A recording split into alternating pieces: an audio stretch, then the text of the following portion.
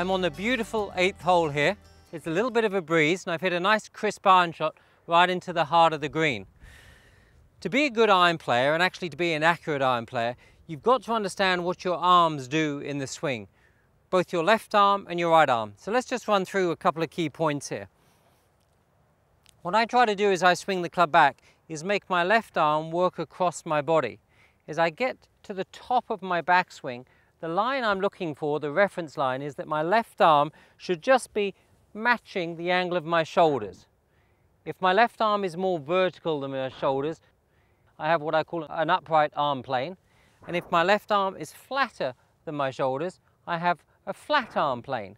Now both arm planes will affect the way my body works on the downswing. Let's say Jack Nicklaus, Tom Watson era, they played with their arm swing being a little bit more upright, and as a result they had to slide their lower body a little bit more towards the target to get the arms down more. So they had a little bit of a shift to get the arms down, and they both had more upright follow-throughs. So their arm plane was a little closer to the target line. It went more up, more down, and more up. Today's modern athletic player seems to be swinging on a slightly flatter angle. Their left arm tends to go more across their body. Now, whether this is because we're playing with longer clubs now because they're lighter, hence they're longer, and that's influenced a more flatter swing, that could be the case. But we're starting to see players now that are swinging with their left arm more around their body, and then as they swing down here, they still have a little bit of a slide, but there's more of the term body rotation. They're opening their body, their upper body more through the ball, and hence their follow-throughs are a little bit flatter. One thing's for sure, you've got to make a choice if you're going to have an arm plane which is upright or an arm plane which is flat, what sort of body motion you're going to have in the downswing. You're either going to have more of a rotary motion, or you're going to have a little bit more of a shift forward and a release upwards. So understanding how the arm works is key. Swing back and just go and check yourself in a mirror at home and see if your left arm is on line to your shoulders. Is it up here or is it down there? Try and have a sense of what you're doing, and you'll be able to feel that the upper arm of your body is attached to your side as you go back. Your arm works down. You can see my arm works down my chest here and rotates through. The other thing that the arm does is it has a little bit of rotation. So my watch here is my reference. If I did not rotate my arm, my watch would just point straight down to the ground here. But you can see as I'm swinging back, my arm has this rotation, so the watch face is starting to turn. Someone here could see the time as I continue back. And as my arm comes down, I'm having a conscious feeling of rotating my hand back into the ball here. So I'm rotating it down, so my wrist is leading into the shot and it rotates all the way through. So there is rotation in the left arm.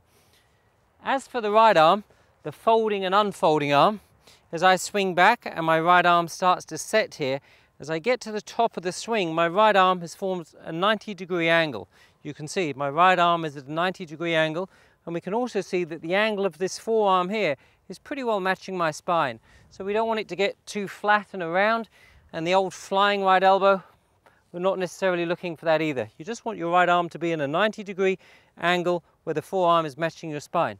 As you come down into the ball though, it's key that the right arm feels like it needs to extend out through the shot. So the right arm straightening as it's coming into the ball and fully straightens just past impact here. So it's the real feeling of an underarm toss of the right arm as I go through.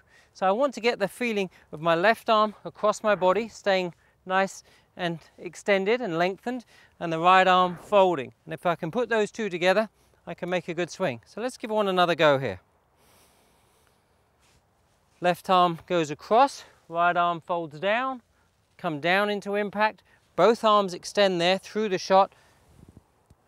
Body turns through, out of the way. All right, got a nice lie here. See if I can put that together.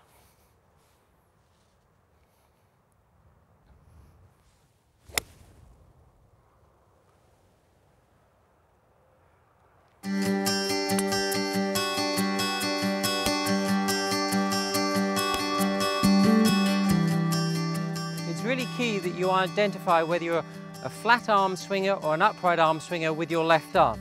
If you're upright, you've got to have a little more shift going forward to get the club down on the inside.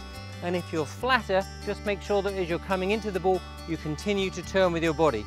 So once you identify your arm plane, whether it's upright or flat, you'll find you're going to be a lot more consistent hitting all your iron shots.